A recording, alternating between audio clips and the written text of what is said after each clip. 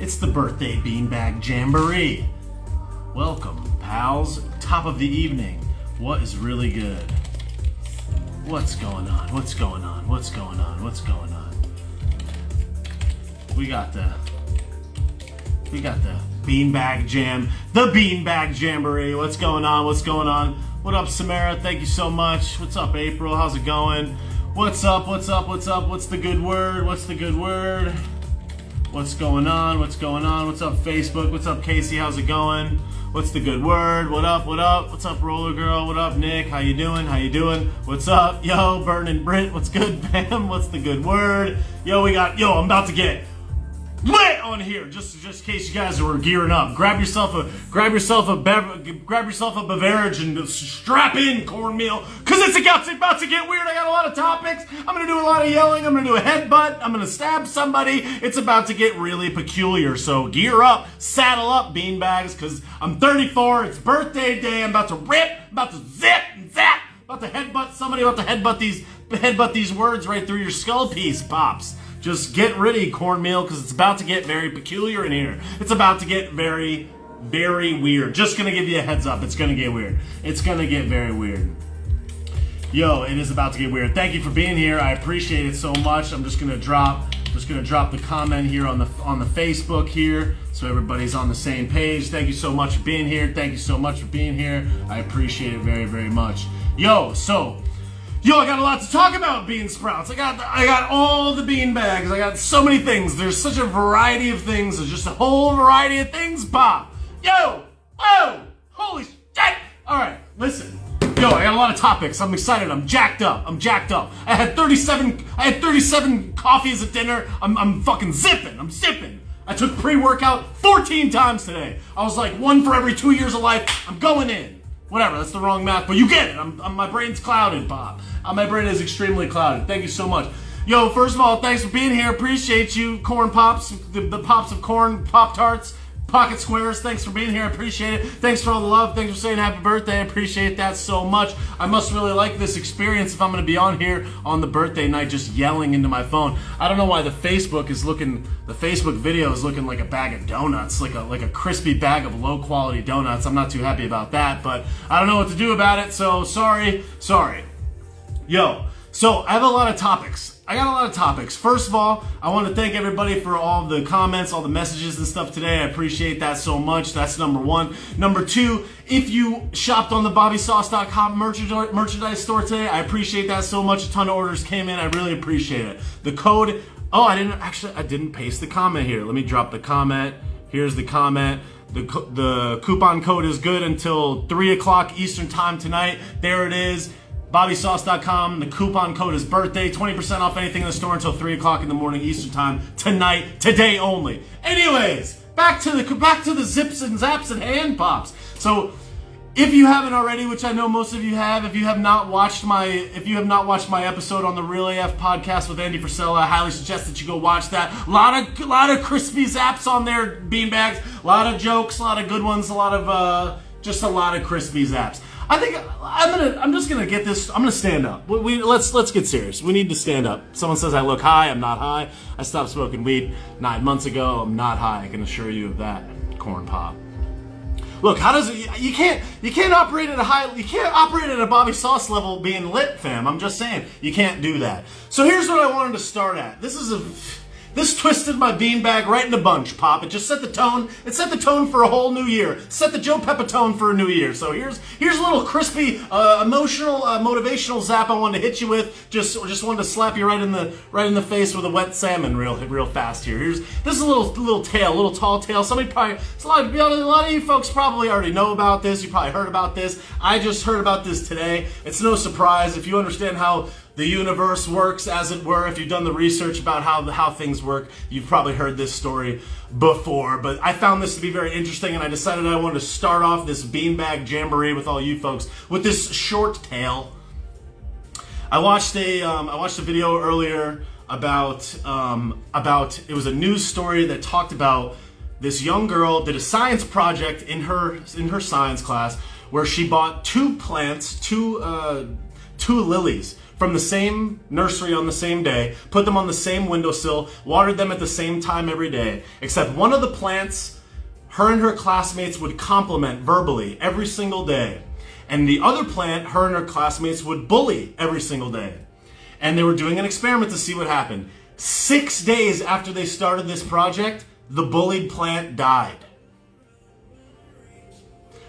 Same water, same sunlight, same plant, same nursery, same windowsill, the bullied plant died in 6 days.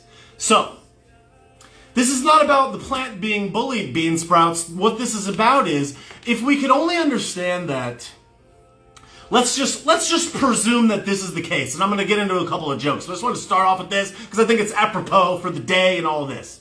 Okay? Your body is made up primarily of water, right? The world is energy.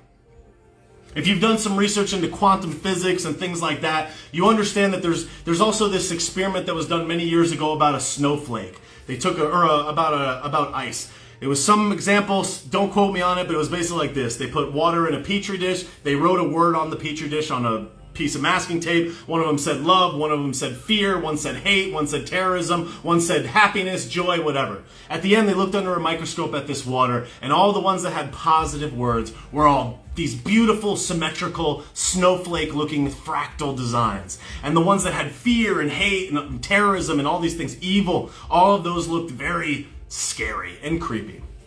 So I would just encourage everybody to remember, despite all the science and despite the way that the world works and all the good things and bad things that happen in life, I just want you to remember that your body is primarily made of water. We don't know what the fuck all this operation is here, Corn Pops, and here's the thing. Your mind is the game. You being a master of your own mindset. You controlling the things that you think about, the things that you say. Be careful what you say because you are listening.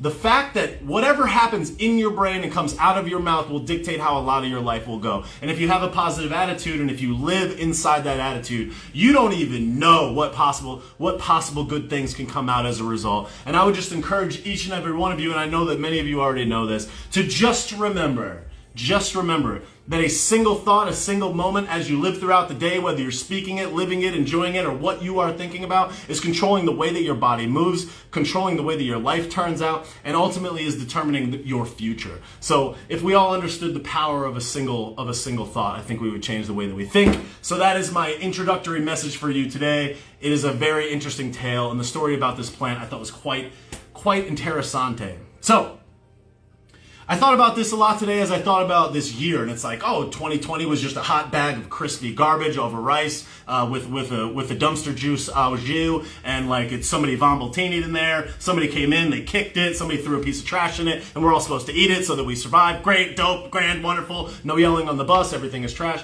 But anyways, I just want everybody to remember, there was a lot of really good things that occurred this year, Popcorn. I'm just saying. And like, yeah, we got Joey Basement. Yeah, everything is trash. The world's on fire. Everybody's wearing diapers. And like, literally all things are hot garbage. But there's a lot of good things that came from us recalibrating here on this existence. So I'll just encourage all of us to just remember that there's a lot of really good things going on in the world. And despite the fact that I get on here every day and I'm like, everything is trash, I hope that you understand that I don't really think everything is trash. That's the game. That's the joke. That's the fun. Trying to bring a little light to this beanbaggery. And I'm just trying to do my part to just have fun with this, because I am certainly enjoying this, and this is how I'm deciding to spend my birthday, is like be here with you guys, yelling at my phone and talking about things. I just want you to know how thankful I am that you are spending your precious time with me right now. I appreciate it so much. I appreciate all you guys that like and comment and share, that share my content, that send me all of these kind words all over the world. We got people in the Facebook from Australia, from Canada. We got people in the Instagram chat.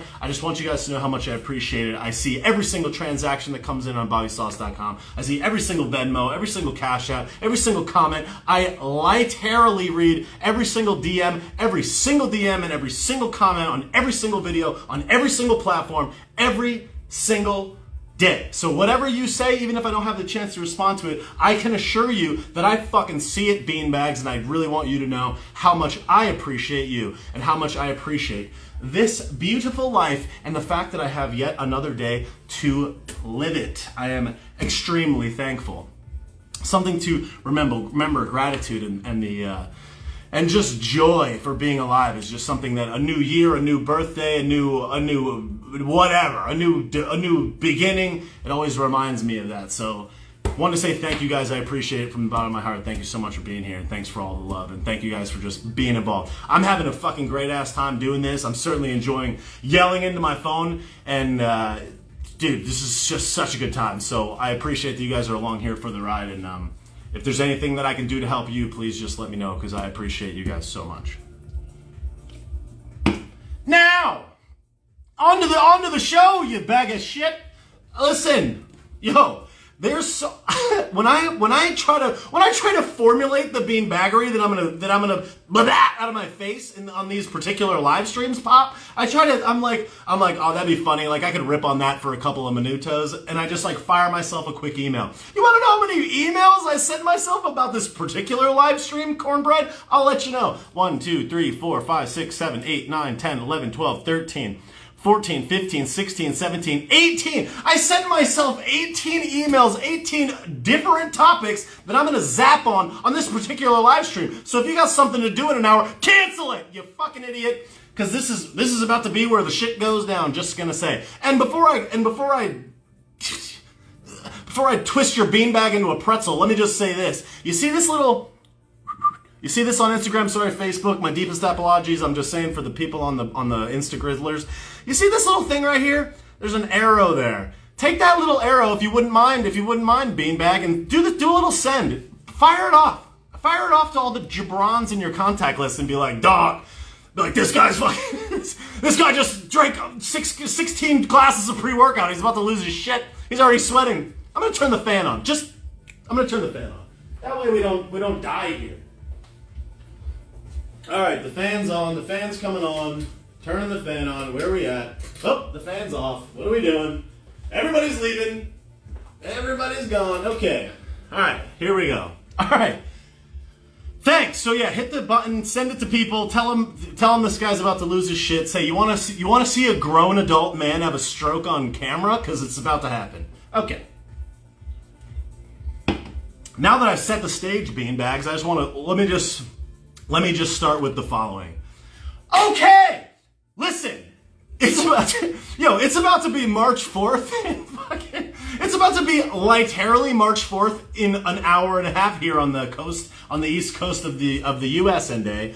And I just want everybody that's out there that thinks Donald J. Ballpark is going to become the president in 2.5 hours, I'm going to need you to fucking I don't know, like, get a grip on reality, beanbags. I want it to happen too. I'm just saying it's not going to happen, you crispy bag of garbage. I'm just saying. And for anybody that's out there thinking like, Abraham Lincoln, it was written, Pompeo, there's a lot of people out there. There's a cohort of human beings currently residing on planet Earth. And I'm just saying, they think that Donald J. Ballpark is currently en route in a Blackhawk with Pompeo. He's got Mike Lindell. Mike Lindell's on his back. They're about to parachute off a Blackhawk with Pompeo. They're going to land on the steps of the White House. They're going to go upstairs. There's going to be SEAL Team 7. You never even heard of it. SEAL Team 7. They're going to go in. They're going to go up the stairs, and they're going to punch Joey Basement straight in the jaw. His wife's gonna be like, I just made cookies. I made cookies for everyone. There's like 600 Navy SEALs there. They're like, we came from the sky. We came from the Black Hawk. Donnie's been living in a pineapple under the sea. He light-hairily has been the president all along. He's puppeting all of this. It's all part of the plan. Trust the plan, bro. Trust the plan. I'm just saying, if you think Donnie Baseball's become the president tomorrow, you're off your guard, beanbag. I'm just saying, let's try to get in here. Let's try to get in here, just saying. Okay? Okay.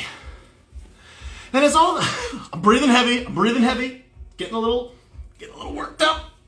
Body's getting worked up. Okay. I should have brought a sweat rag in here. Look, I told you it was gonna get lit. That's topic 1. So anyways.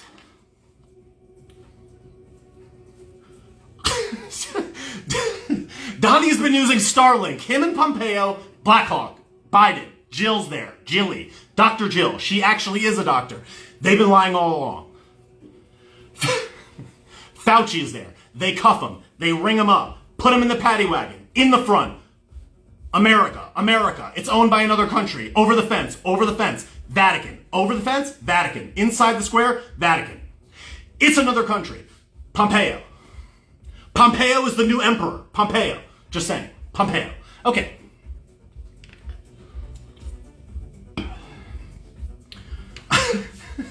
Elon Musk is Satoshi Nakamoto.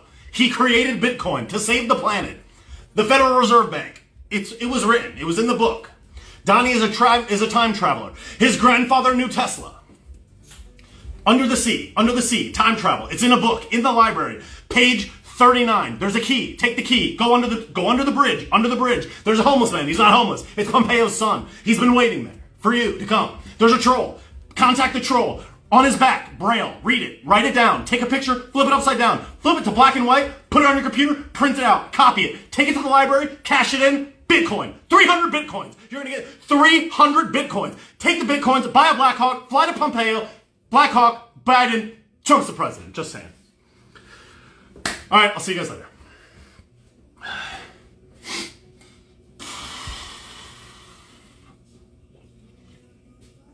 Pompeo.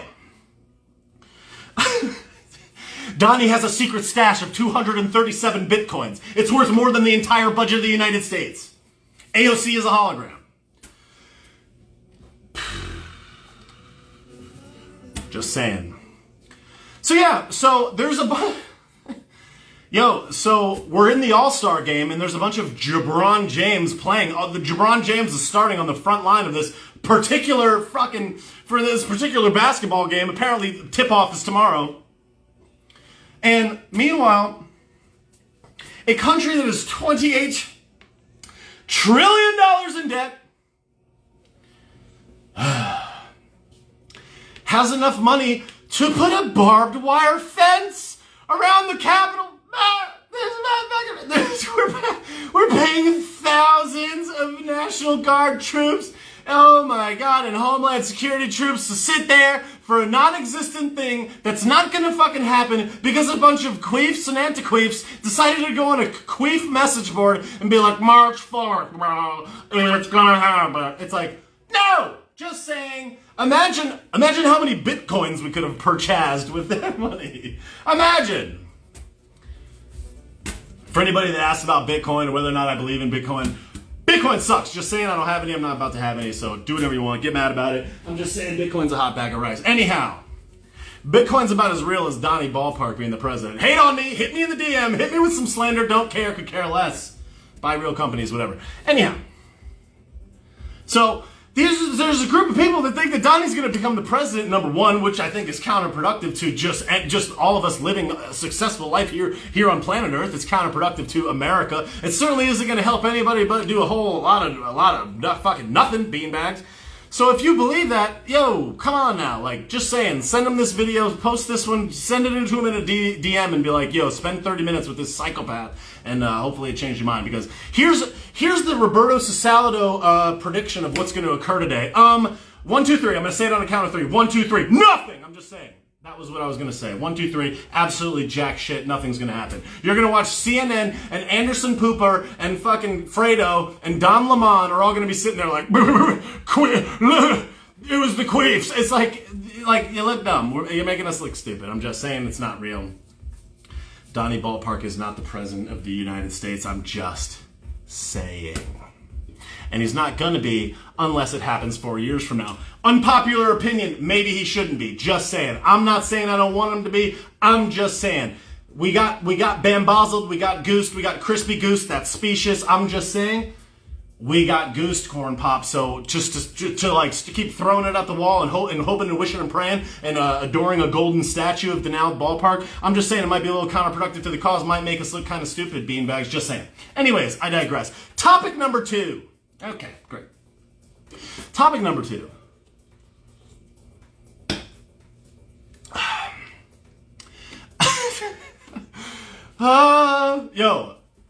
Apparently, so, okay.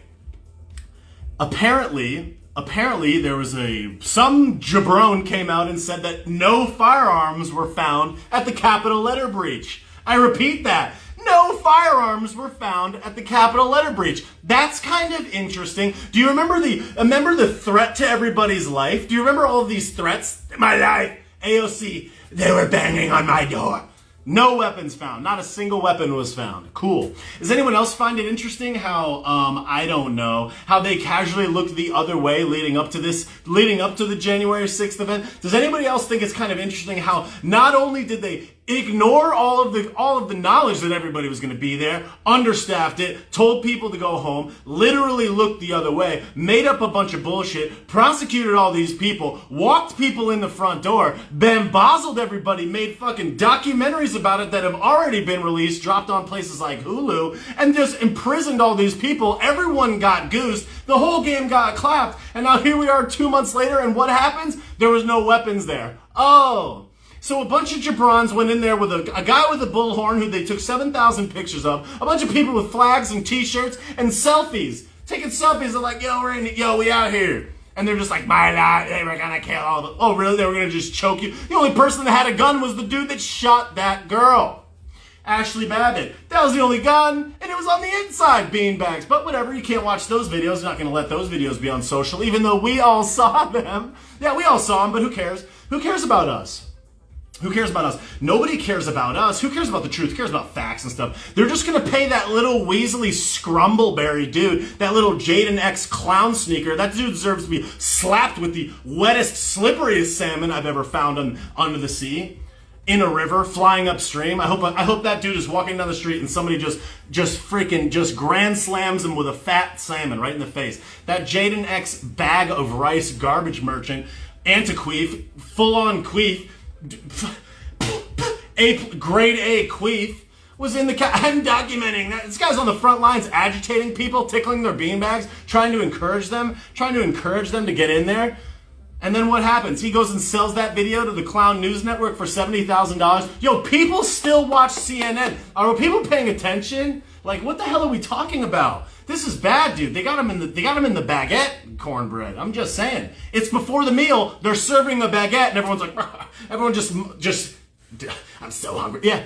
Well, maybe you should wait. Maybe you should have had a granola bar. Like, you shouldn't be inhaling this baguette because everyone's in the baguette. I'm just saying.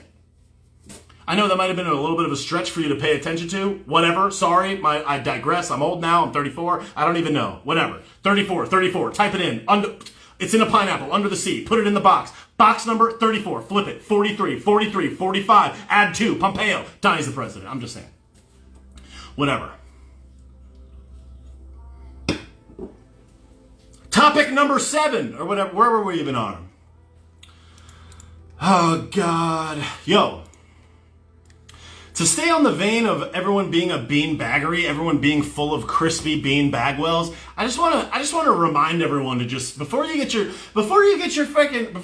beanbags just twisted into a bunch and slapped against your grundle, fam. I just want you to remember that if you don't have a really great grasp of I don't know, politics and or how the world works and or fucking science, maybe you should just just hold it back a little bit before you start propelling a propaganda garb out into the world. Look, I did a little bit of research today about the snow issue. A lot of people were talking about the snow. The snow doesn't melt. It was snow. It was from China. It was a weather predict. Okay. Let me preface this. My worst subject was science. I didn't do good in biology. I did better in biology than I did in any other science.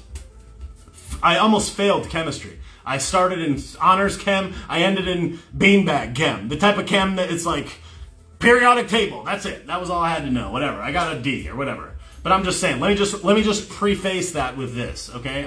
I didn't do well in science. I was an English and math chooch. I mean, an English and history chooch. You see, I can't even get it right. Whatever.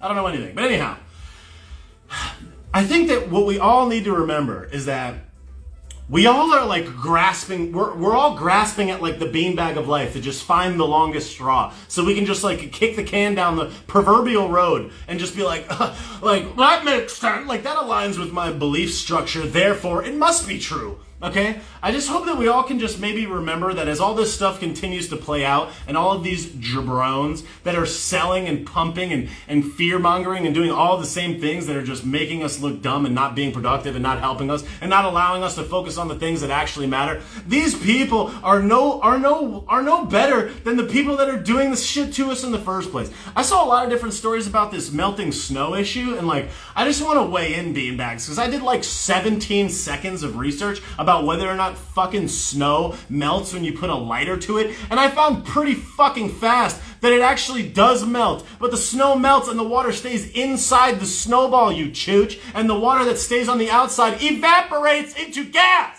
It took me 4 fucking minutes to figure this shit out. Yet I'm watching video after video of people online suggesting that this was some planned weather event. I'm not saying that planned weather events don't exist. What I am saying is for you to use some example about a snowball and or just fucking chalk everything up to this globalist takeover regime is like, dog, stop. Like, can we please just focus on things that we know for fucking sure, okay? Because it's just like, I'm just saying, beanbag. It says, why doesn't snow melt under fire? A lot of air separates the snowball. When you heat snow, it melts the water that fills the spaces in between the snowflakes before it drips. The soot on the outside of the snowball comes from incomplete combustion from the fire. It's not a sign that snow burns or that snow is fake. All right? Cool. It took me 4 minutes to find that. Yet every fucking jabron is out here like, you see?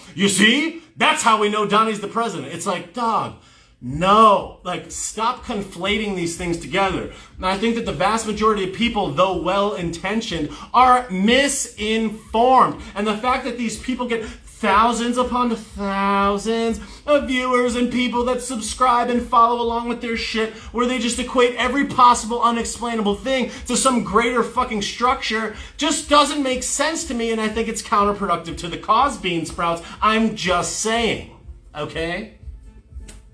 I'm just saying. So if we're gonna go on here and be like, the snow, it's a weather event, it's like, fucking maybe! And I'm gonna go back to my original point and I'm gonna put it on a fucking sweatshirt. Maybe! I'm just saying maybe. I don't know, but probably fucking not. But I'll just do you one service. I'll twist your logic into a beanbag pretzel and I'll give you a maybe pop. I'm just saying, that's my opinion. Do whatever you want with it, but I'm just saying maybe. I don't know. Maybe though. But probably fucking not.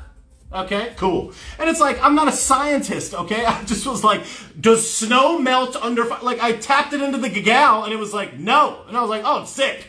Let's just blame it on Fauci. It's like, fuck me. This is because the diapers. There's kids at the border. And there are kids at the border. But these things are not related, Bill. I'm just saying.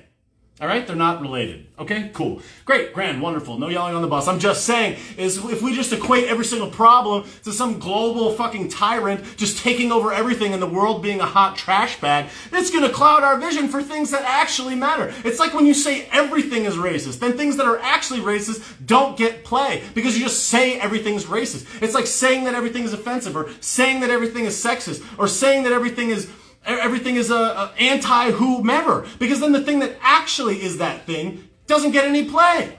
Because you're just the boy who cried snow melting. You're just the gal who cried Mr. Potato Head. Okay, cool. I'm just saying. These are counterproductive measures that people are making us look stupid, number one. Number two, you're making all these people that would otherwise be paying attention to the things that really fucking matter, not pay attention to the things that matter. You know what else is happening in the world? A whole lot more than you believing that fucking snow is fake pop. That fucking China just made this snow and dropped it on Tejas and was like, fuck all these, like maybe to kill 23 people. Like, I don't know, man. I'm just saying probably not, but maybe, but probably fucking not. All right, cool. Meanwhile, all this other terrible, horrendous, very bad, no good stuff is happening, and like everyone's just like, don't worry, Donnie's got it. He's playing 75D underwater upside down chess in a submarine flying. The submarine's flying. They built the submarine for underwater, but somehow it flies. Also, it's camouflage. Also, it's cloaked. Also, it's invisible. Also, Pompeo is the pilot. He learned how to fly it in fucking in Navy school.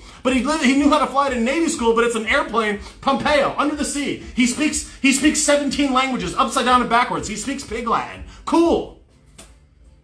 Meanwhile, Donnie's like on the 18th hole, like putting, and he's about to get a hamburger, and people are like, he's playing 100D chess. It's like, yo, the guy's just a human man. I'm just saying. No, he time travel. He was with Nikola Tesla, his grandfather. Shut up. I'm just saying. JFK Jr., bro. It's like, no. I'm just saying. Sorry for yelling. I'll tone it down. But like, Jesus, Christmas and Beanbag.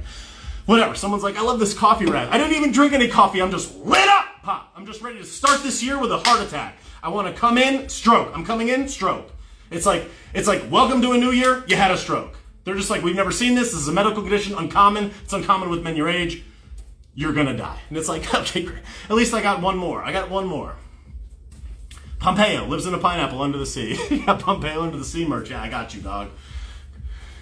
The submarine can fly. Pompeo knows how to fly it. He learned in Ranger School. Pompeo's like a real likable guy, but like the guy came on TV and he's like, I'm not the Secretary of State. And everyone's like, yo, it's coded. It's encrypted. He's saying it in Sumerian. Look at his coat. His coat is blue. It's got 3 buttons. 3 buttons. Mark of the beast. Under the sea. Pineapple. He loves SpongeBob. Like, if so facto, he wrote a book in 1991. Read it backwards. It's like, no, dude. Literally no. I'm just saying no. I'm starting to sweat, Pop. I gotta cool off. Gotta kick it in gear. Beanbag. What's up, big? Oh, Christmas. Holy fucking bag of rice. Okay. I told you I was gonna get worked up. Okay.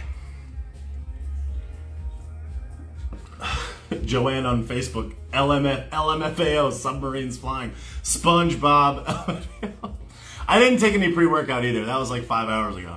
The pre-workout was at like 4. So if this pre-workout has got me zapping 5 hours later, then tickle me Elmo, Redcon 1, you did it to me, beanbags. Alright, so The Simpsons predicted it. Alright, yo. So, okay, now, let's, next topic. Okay. It's funny because I'm trying to connect all of these things together. I'm trying to connect all these things together, but they're really just, they're a lot of unrelated. But here's the next topic. I want to talk about the diapers in Texas and the no diapers in Mississippi. And I just want people to remember the following. I've heard a lot of good commentary about this particular issue, this beanbaggery, this twisted beanbaggery. And I'm just going to let you know that Texas here's the thing. There's 2 things about this. Yes, it's good that Texas is pulling back on the diaper mandates and the lockdowns and all of this garbagia, okay? That is great. But it's also good with Mississippi. These are great things, right? It's like, okay, Florida only did that like 6 months ago. It's about time, you chooches, but whatever. I digress. Big Ron's kingdom. Nobody has the spine that Big Ron has. Whatever, I digress. But this is good. This is forward momentum. This is a positive development. I agree. I'll be the first one to agree with you, Twisted Tea. But I'm just saying, this is not something to be celebrated for very long. This dude has been locking down the state of Texas for a very long time. And also, this removal of this mask mandate does not necessarily mean that the diapers go away. You still got private businesses that can do this, same within Mississippi. And then in the executive order or whatever bag of rice, the press fucking whatever the fuck that he wrote or whatever that somebody wrote for him, he talked about how, like, it's still a good idea to wear the diapers, and it's a good idea to keep these diapers, and thank God for these diapers, because if it weren't for the diapers, it's like, no, dude, it's like, it's pretty fucking certain by this point, if you just look at the numeros, jackhead, jackhead, what, I gotta recalibrate, I lost my fucking train here. Who the hell says jackhead's not even a word? I should have said jackfruit, I fucked it up, whatever, I'll hit reverse. But this is not something to really be celebrating. Like celebrating something that somebody took away from you that shouldn't have been taken away in the first place, and then celebrating the fact that they kind of gave it back, is like really not much of a celebration.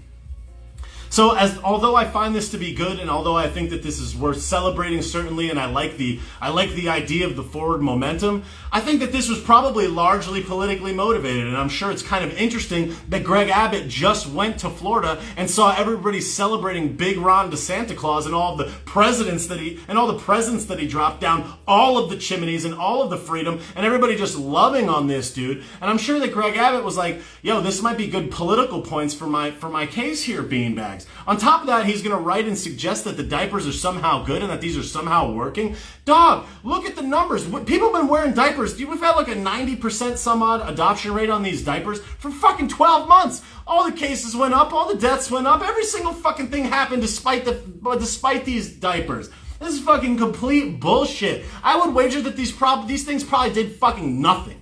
Probably nothing. And I'm not a scientist, bean sprouts. I'm just saying, look at the fucking numbers and you tell me what these prevented. Oh, okay. It prevented it. I would say that the fucking floozies, I can't say it on here because the world is trash. I can't say the actual words that I want to fucking say because the world is garbage. But the floozies basically disappeared around the entire planet. All the cases of the floozies just disappeared off the face of the earth. In some places where there were like 40, 50,000 cases, they're just like, how many did you have this year? And they're like, oh, 0. It's like, oh, sick. Dope. You had fucking 0? Okay. Cool. You had fucking 0. Dope. Meanwhile, you got these tests that just are going to somehow, you got false positive tests, you got tests that people are incentivized to give you, you got tests that people are goose. It's good. We got goose. We got bamboozled. We got bamboozled. We got goose. We got clapped. Meanwhile, self-harm is at the highest level.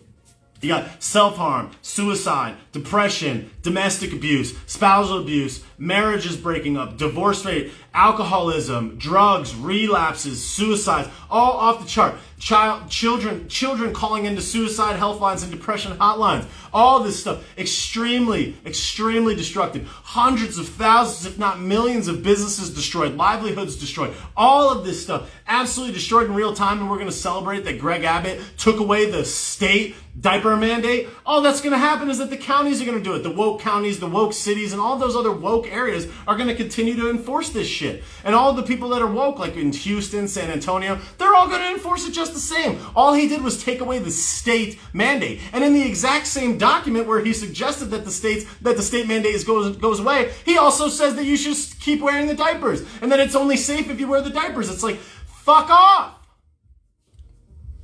It's like, this is good, but it's not good. It's like somebody stealing $100 out of your pocket and then giving you back 50. It's like, dog, fuck you, guy. Okay? Meanwhile, all these kids and their ability to learn has been stifled. You got all these people that are collecting unemployment checks from the government, this $1.9 trillion bailout bag of shit plan where they're going to fucking get everybody hooked on the government dole, on this UBI, Universal Basic Income. They're going to keep kicking the can down the road and offering more unemployment. This unemployment's going to run out, beanbags, because all those people that had jobs aren't going to have a job to go back to. All those jobs were lost. You know where the vast majority of the job creation was in the last 4 years? Hospitality. So all these people in hospitality are not going to have their fucking jobs. All of these jobs are going to get clapped. They've already been clapped. So they're just creating dependence on the government dole. Everybody's going to get scrooged by this, even worse than they already have. And the fact that people have to wear diapers 8, 9, 10 hours a day still to this day is fucking garbage. And the fact that nobody steps up and says some shit, or at least the vast majority of people don't, this blind compliance is horrendous. I can tell you this. I wear a face diaper less than 5 minutes a day. Less than 5 minutes. I don't go to the grocery store anymore. I order my groceries to get delivered, or I order Uber Eats. I don't want to fucking go in the grocery store and wear a diaper for fucking 10 hours as I go around and shop.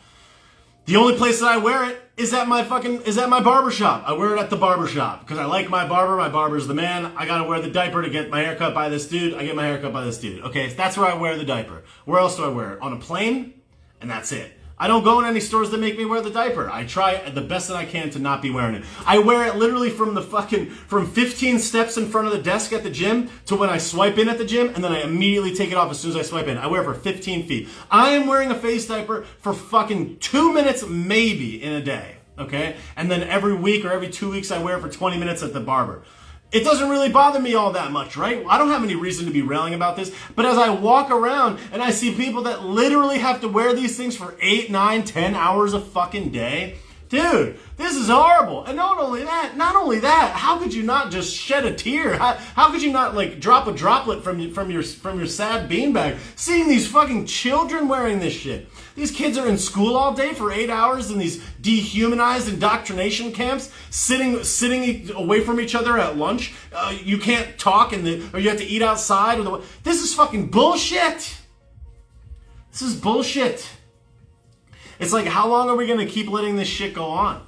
It's just like, the good thing that I think is going to happen in Texas as a result of this, which again is like not to be completely negative about it, is that I think that this is going to allow the free market to come back into play. Because if the free market says that you don't have to wear a diaper, but these individual businesses enforce the diaper wearing, what's going to make it happen is the restaurant that says you don't have to wear a diaper, the store that says you don't have to wear a diaper. The free market is going to start to adjust, and those people are going to get businesses from people that understand that this is fucking malarkey. Yo, this like tiny bug, I keep grabbing it. People think I like just lost my gourd here. The free market is going to allow people to say no diaper zone versus a diaper zone, and the businesses that are going to go no diaper are going to succeed higher. And those people are going to get all the businesses. And sooner or later, the people that are pro diaper, that's pushing the diaper on everybody, they're going to realize that the guy next door is eating their lunch. And that's going to be the free market recalibrating all of this shit, and it's going to be for the positive. So I think that that's going to be a good thing in a lot of ways. On the other hand, I live in Florida, right? Florida's free. It's free. It's free. Yet you go to CPAC, you got to wear a diaper. You get kicked out for pulling your diaper down for some pictures. You get your diaper. You wear you can't wear a diaper in the grocery store. They kick you out of the grocery store. The diaper mandates, they don't even have to be held on by the state. They're still out there. So I just think that it's a problem. Here's one that'll really twist you into beanbag. I live in Florida. Florida's been free. You've been able to go into a bar or restaurant without a diaper on legally for 6 months, 5 months now. My gym has showers in it. Showers. Individual showers. Big shower. It's not a small shower. It's a nice gym. The showers, it's bigger than my shower. It's probably 3 times the size of my shower. It's like 5 foot deep, 6 foot deep by 3-4 foot wide. And there's like 6 of them. Glass door. Very nice, right? Showers at the gym. I was like, I want to go to the gym before I go to dinner tonight. My parents live twice the distance away as the gym. So I was like, I'm going to stop at the gym, work out, take a shower, go to their house. They can't open the showers. I'm like, why can't I use the shower there? They're like, the county doesn't allow us to use the showers. So Florida's been open and free for all of this time, but the county has a rule about a shower. What's cleaner than a fucking shower? You wash your hands all the time? Okay. Here's a literal shower. Now keep in mind, people are temperature checked before they walk in the door. Every single person is exercising at a gym. The amount of people that I see in this gym that are over the age of 50 is probably 1 out of every 30 people. Maybe 1 out of every 40, 50 people. These are young, healthy people that got temperature checked before they walk in the door, and you can't take a fucking shower at the gym in Florida. What is that?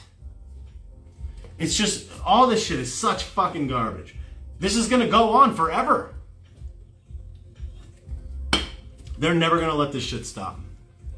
So it's like, it's universal basic income. It's the world is trash. It's continuing these mask mandates. It's Greg Abbott trying to score political points. Yes, it's a step in the right direction, but there is so much further to go. It's just like, I hope that everybody understands that this is like, it's good, but it's like, it's really no celebration. It is, but it's like also not. Meanwhile,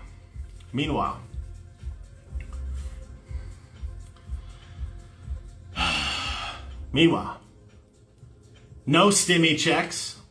No stimmy checks for all the people that voted for Joey Basement, all the virtuous people that voted for Joey Basement. Everybody saw that if you voted for Raphael Warnock or that other Jabron in Georgia, we promise you. You want a $2,000 check? Vote Warnock. These clowns literally had ads that said, vote for Warnock, get a $2,000 check. Bribery, blatant bribery in plain sight. They quite literally bribed people to vote for them. Yet here we are, 2 months later? There's no stimmy checks, you chooch. There's no stimmies. No one's getting stimmied out. It's fucking garbage. Meanwhile, you got Joey Basement can barely put a fucking sentence together. This guy is deceased. Krusty's in the background taking phone calls and shit. She's just like, waiting in the fucking darkness, just waiting for Joey Basement to just be like, and just fucking have a stroke pop. Ben Shapiro's always like, yo, watch your food, Joe. Get a food taster. Because Krusty's coming for you, Jack. It's just like, dude, it's tragic. It's like, Joey Basement is the fucking oldest president in American history, the least liked president. This guy can barely get 500,000 views on one of his videos, and Donnie's got 30 million views. Dude's got downvotes left and right, yet somehow people think that this dude just legitimately just fucking Weekend at Bernie's into the office. Like, come on, but whatever. You can't talk about that. It's illegal to talk about that. You can't talk about that because everything is trash. The world's garbage. Who cares about evidence? Who cares about things that actually happen? But whatever, you're crazy. It doesn't matter. Whatever. It's that point is mute at this point, but like, let's be serious. This guy's fucking dead. Meanwhile, they're trying to take away his nuclear code powers and all this other bullshit. Like, this guy's deceased. He's not even there. So, whatever. So, on top of all that, this dude's not holding press conferences, which is also hilarious. Like, they're gonna say, this dude's just not even gonna have any press conferences. He can't answer any questions. The guy can barely formulate a sentence. This dude's trash. He's a blatant racist. He did that fucking town hall with Anderson Pooper and just said racist ass shit point blank right on TV. And people are like, it's straight, it's fine, it's no big deal. And meanwhile, they're setting their targets because this is the thing. Every single thing is a distraction. It's all this intentional distraction. So all they're doing right now is they're fixating their sights on Cuomo. They're just like, let's nail Cuomo now. This guy's is a great person to target because the more people look at Cuomo, the less people look at Krusty and Joey Basement. And that's just the truth of it. That's just the truth of it. They're targeting Cuomo over the sexual assault allegations and not the 10,000 deaths. 10,000 deaths. I see people talking about the State of the Union. Exactly. This dude is not doing press conferences. This dude can barely formulate a sentence. The guy's dead. I would be surprised. I would tickle your beanbag if Joe Biden makes it more than 12 months in the fucking office before it's President Crust. It's going to be President Crust and the gang. You watch. How much you want to fucking bet? And if Nancy Garbelos, if this swamp creature becomes the vice president, yo,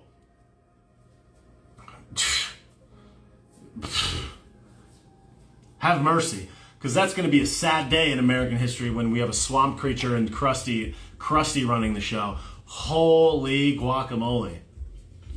I'm gonna be wishing that we had Pompeo and a pineapple under the sea, because that's going to be just a hot disaster. Now, in addition to all this, in addition to all of these hot trash bags of rice, another story that I found to be quite interesting is I saw in Epic Times today that 36 cases of spontaneous miscarriages and stillbirths occurred after taking the Corona Clap juice. 36 cases. Meanwhile, you got people dying, got evidence of people dying. Obviously, this information is getting suppressed in the media. And you got people somehow celebrating this juice. Dude, oh my God. Places like Canada forcing you into quarantine camps, forced to get the juice, and then the real coup de grace, the coup de garbe. Here's the one that really twisted my beanbag in a bunch, fam. Is did you know, Corn Pops? Did you know that the country of China is now making the anal swab mandatory for all foreign travelers to China? Mandatory anal swab! Yo! Anybody paying attention? Can I get an amen? Can I get an A woman? If anybody wants to get the China anal swab, let me get an A woman in the comments. Let me get an A woman, because that is fucking horrendous, Pop. You're gonna tell me that you're gonna take a trip to China and just grab your ankles and get proddled by the What, are you out of your mind? Look it up. Yo, I saw that just right before I got on the stream, and I was like, "Did you tickle me, Elmo, Pop? What did you just say?" Yo, they made the anal swab mandatory. Yo, could you imagine? Imagine if you just went to China like yesterday, like not knowing that, and you're just like, no, like, yo, I don't know. I don't know.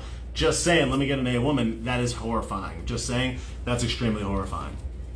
Yeah, that is a true story. That is a true story. Cool, great, grand, wonderful. Everything is trash. Oh God, I hate everything. I terribly hate everything.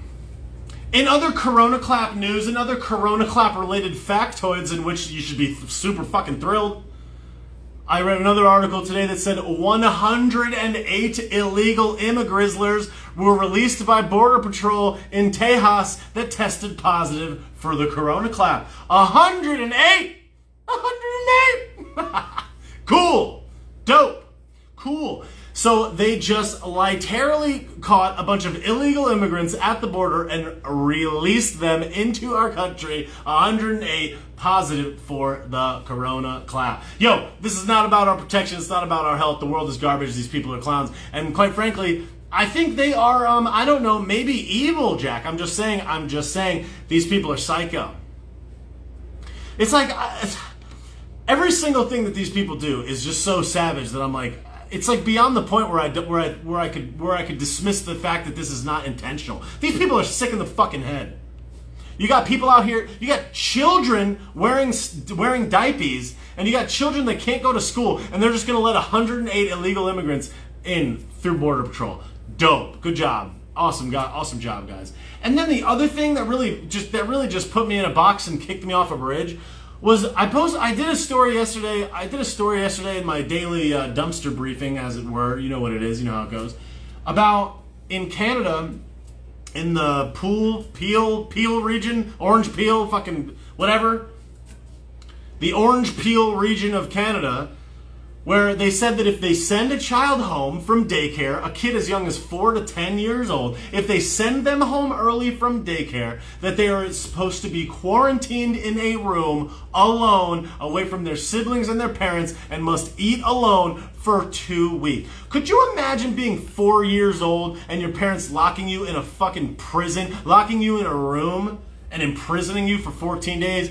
Holy hell. Could you imagine the emotional and psychological toll that would happen as a result of that? Let me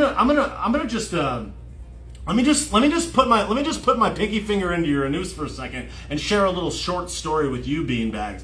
The first time that I slept over at a friend's house, I think it was my friend Nate.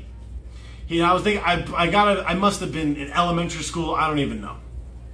First time I slept over a friend's house, I was probably 7, 8 years. I don't even know how old it was, but it was old enough that I remember that it was happening, right? I slept over at my friend's house. This kid lived up the street from me. I probably could have walked home in 8 minutes, probably 8 minutes. I slept over this kid's house. It was a long day. I got there like 3 o'clock in the afternoon. By 9:30 or 10, by the time it was time for us to go to sleep, thank you, Dina, for the Venmo. Thank you so much. Or thank you, Dina, if you're on Facebook. Thank you so much. By the end of the day, by the time it was bedtime, it was like 7 or 8 hours later, and I hadn't been around my parents at that time. I remember crying in the kid's room before I went to sleep, and I went into his parents' bedroom because I wanted to call my parents because I was sad. I was like 6 or 7, and I wanted to be there, and I was with my friend in a house with other people. We just played like GoldenEye.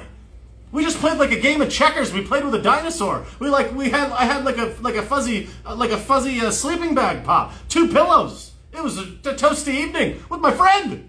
And I was just like, I remember that feeling. I was old enough that I remember this phone call. I remember being in there and they're looking at me like, dog, they were right down the street. And I was like, yo, you gotta come get me. I was telling my parents. And they're like, yo, it'll be fine. Like, we'll see you in the morning. Like, everything's gonna be fine. And my parents reassured me that it would be all right. And I was with his parents, with a nightlight, light on, second story, 4 or 5 kids in the house, my buddy in the house, in the same room. We're in the room, in the sleeping bags, right about to take a snoozeberry. We were right about to go to bed, and I'm like, I was like, I need my parents. You're gonna like, I was with people in a room. Like, I wanted to be, you understand what I'm saying? Like, I remember this. I was old enough that I remember this specific event. And to think that they're gonna put a child alone in a room of their house alone for 14 days is fucking savage. That is nothing short of fucking child abuse. You're a sick motherfucker if you do that. You are sick in the fucking head. And the saddest part about all this is I saw a bunch of screenshots of people posting on Twitter about how they're doing this. Oh, one of the saddest moments of my life is sitting on the other side of a door, listening to her son crying in the room, 7-year-old crying in the room, and how you have to do this, reassuring him that this is okay. This is the first fucking night, dude. I can't imagine that. That's the type of shit that, like, your parents do that shit to you, and you're like, imagine how that kid's gonna be when he comes out of that fucking room in 14 days. He's gonna have a tattoo, his hair's gonna be black, he's gonna have a nose ring, he's gonna be cleaning a shotgun in the back. He's gonna be like, what's up, mom, you fucking bitch? I'm just saying. Like, what?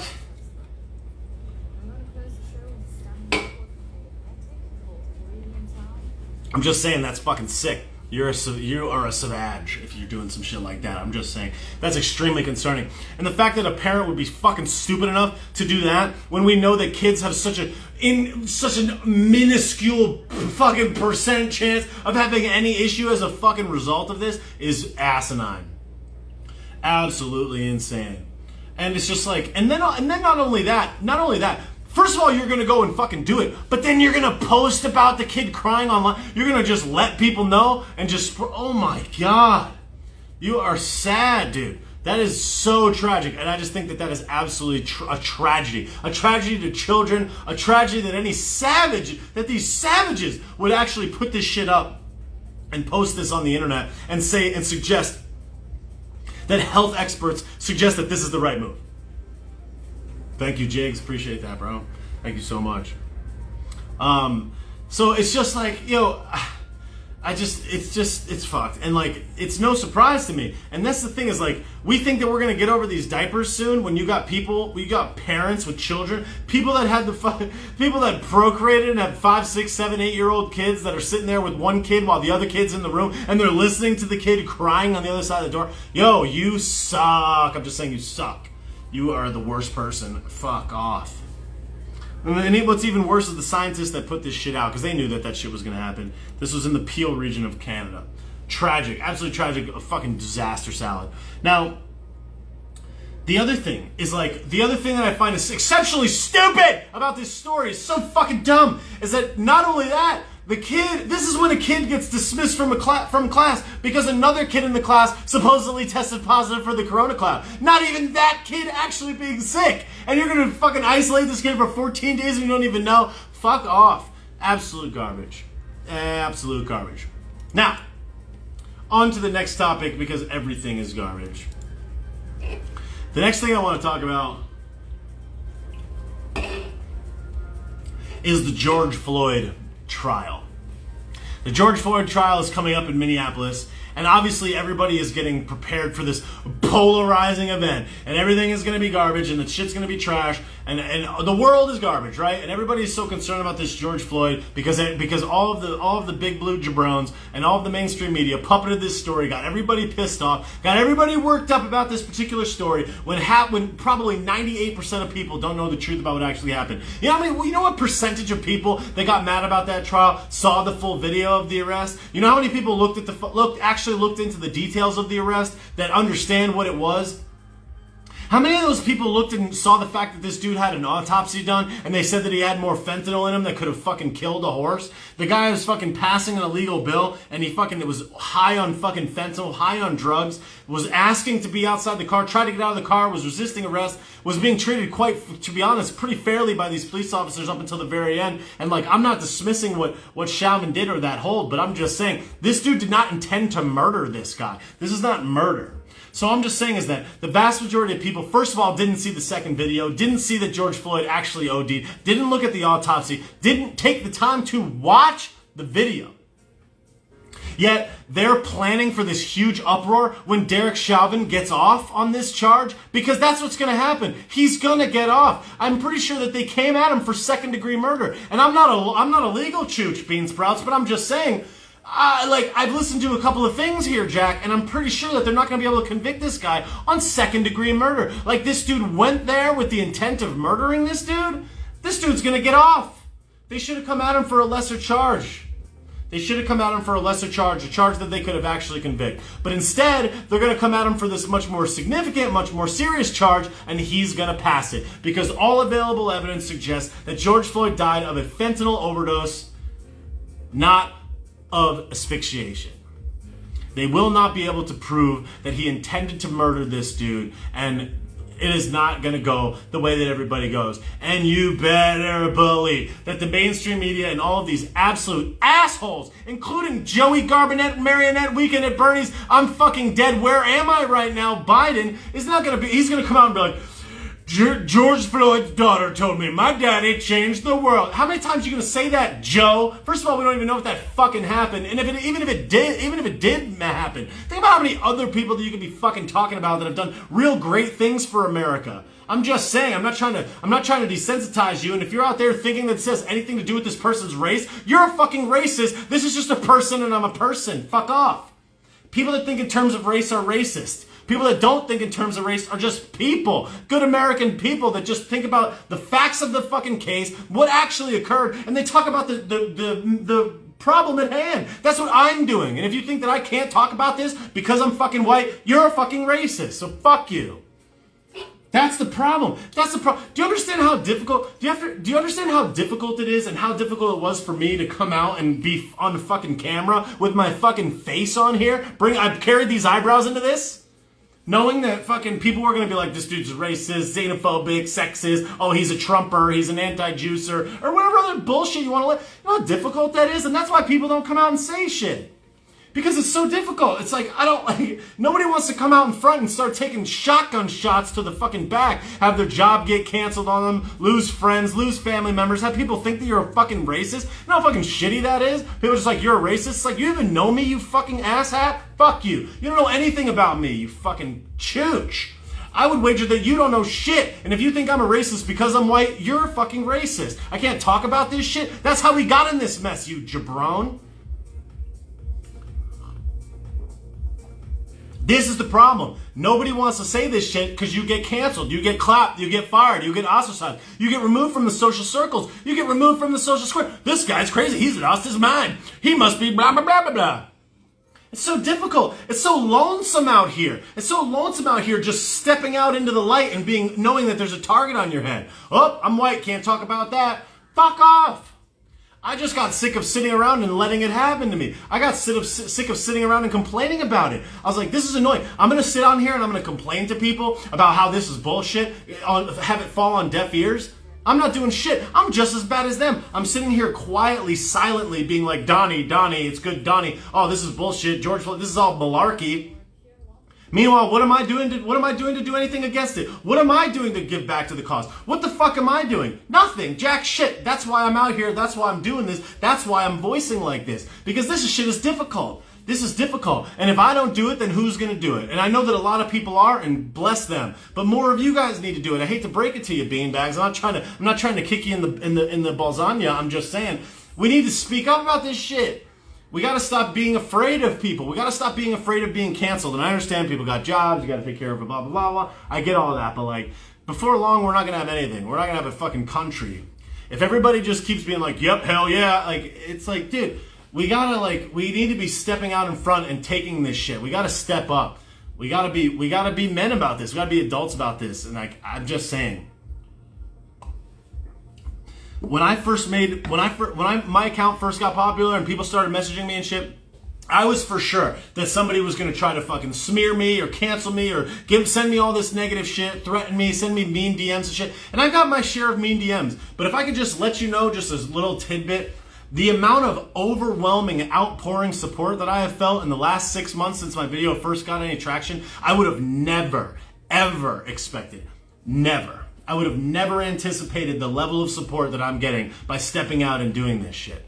Okay, and I'm not gonna act like I'm holier than thou or I'm like some hero because I'm stepping out and saying this shit. I'm just saying I'm doing what I need to do so that I'm not just sitting around and complaining about it. And I'm saying that not everybody can do it. I get that, but if you can, you better fucking start because it's getting kind of dicey out there, beanbags. The businesses are being crushed. People are fucking dying over this shit. And I'm not talking about the clap. I'm talking about the fucking restrictions. I'm talking about the government overreach. I'm talking about the demonizing everybody that talks about a topic that isn't fucking popular to talk about. I'm talking about everything being about race, everything being about gender, everything being about country, and America being a very bad, no good, very evil place, and you're racist because you're white, and you're sexist because you're a man, and how the women get paid like all this fucking bullshit. These people are full of shit, and if you have the wherewithal and you have the cognitive ability to see through this shit, and you can speak, and you have a phone, yo, turn the fucking camera on yourself and start speaking up, asshats, because I'm just saying, they're coming for the kids. It's coming for the kids, pops. I'm just saying. Step it up, dog. Like, what the fuck?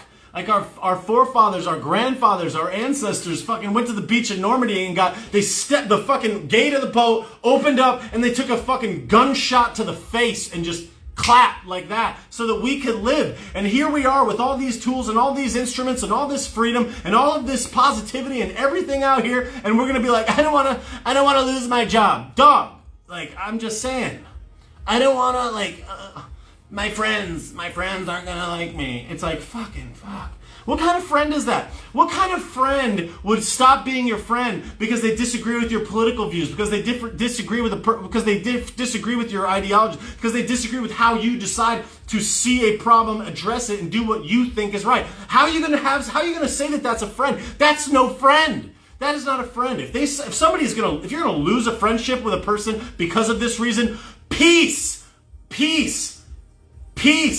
Thanks for the memories. Get the fuck out of here. You're no friend of mine, asshole. Fuck you. I'm just doing what I think needs to be done. I'm doing what I think needs to be done. I'm saying what I think is right.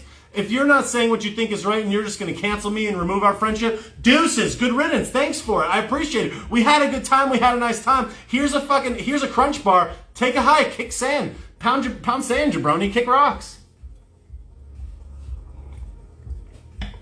That realization and that understanding internally was such a freeing moment where I was like, all right, cool.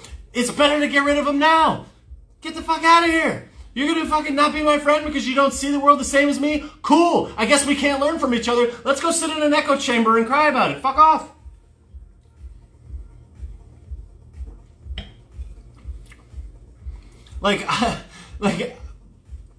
I love America. I love freedom, beanbags. I'm saying, like, I don't want to see this shit go to hell. And it's like, quite frankly, I'm right in the core part of my life that I can speak up and be vocal about this. When I was in my 20s, I'm like, what do I know? I don't know. What do I know? I'm trying to live. It's like, where are we going this weekend? You know what I mean? But it's like, now I get it. Now I'm like, wait a second. My future children, should I be blessed enough to have some, are going to come into this hellscape, and they're going to look at me when they're fucking 15 years old and be like, yo, dad, you idiot. Why did you allow this? What did you do about it? And I don't want to be sitting there like, I don't know, kid. I just sat there and fucking spread my ass cheeks for some fucking Chinese fucking Corona clap jabron to stick a fucking Q-tip in my butthole. And then I waited for you guys to come here so you could say, fuck my life. Like, what the hell?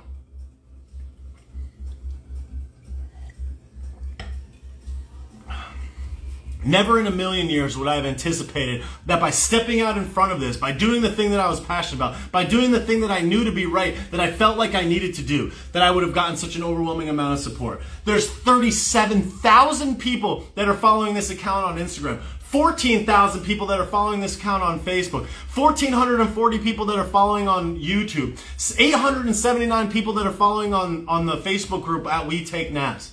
My videos have done millions of hours. 12 to 15 years of time has been spent watching Bobby Sauce in the last 4 months. Millions of minutes, years of time. Hundreds of thousands of people have seen this content, if not millions of people.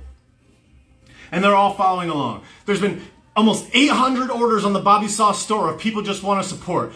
I would say 5 out of every 10 people that go in the store and buy merch to support leave a tip in the store. In every single live stream that I do where I come out and speak the truth and try to entertain and try to have fun with this shit, 32 people bought badges in this Instagram. 32 people went down in the corner of this Instagram just tonight, and bought badges to support this because they agree with what's happening here. I would have never imagined that happening. I would have never imagined that every time I turn the camera on, 30-something people would buy that. There's somebody sent in a Venmo donation for $20 before. They're like, keep it going, dog. That's the type of shit. I would have never in a million years imagined that people would just fire me off Venmos to thank me for doing this. And I'm just saying that opportunity is there for you as well because we support each other. That's the game.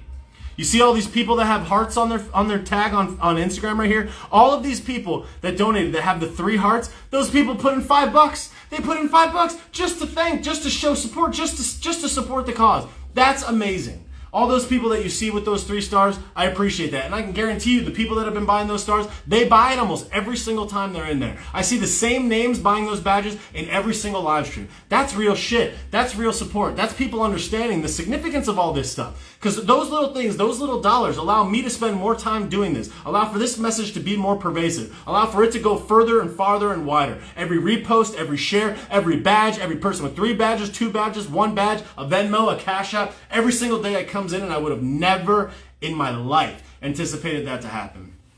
Somebody sent me, I think someone sent me $100 Venmo one day. It was like, thanks. It's like, fuck, man. So it's just like, I'm just saying, it's not about money, but what it is about is like, if you understood, if all of us could understand the overwhelming amount of support that's on the other side of being brave enough to say this shit, more people would say it. And I'm not saying it's purely just bravery. I'm saying you have the capacity to do this, and like, we need you, Corn Pop. I'm just saying, this shit is getting bad. And it's like, I don't see it getting better anytime soon. And it's just like, I appreciate all the people that support in so many ways, all the people that buy merch in the store, everybody that shares, posts, comments, the DMs. You would be getting all of that as well if you did the same thing. I'm just saying. Nothing's that special about me. I'm just out here working at it. I'm just trying really hard to make it happen. Okay?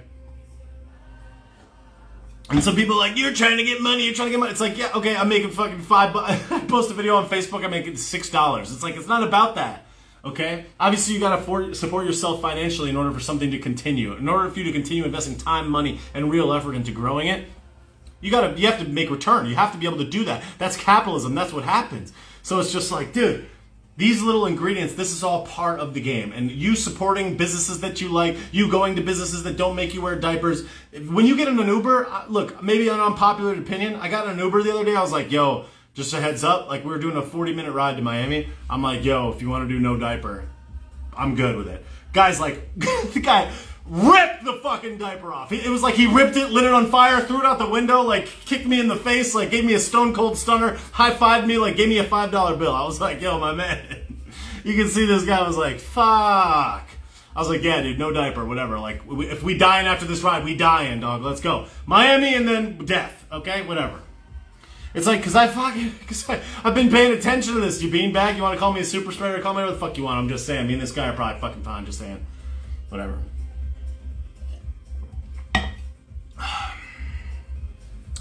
So, again, it's like,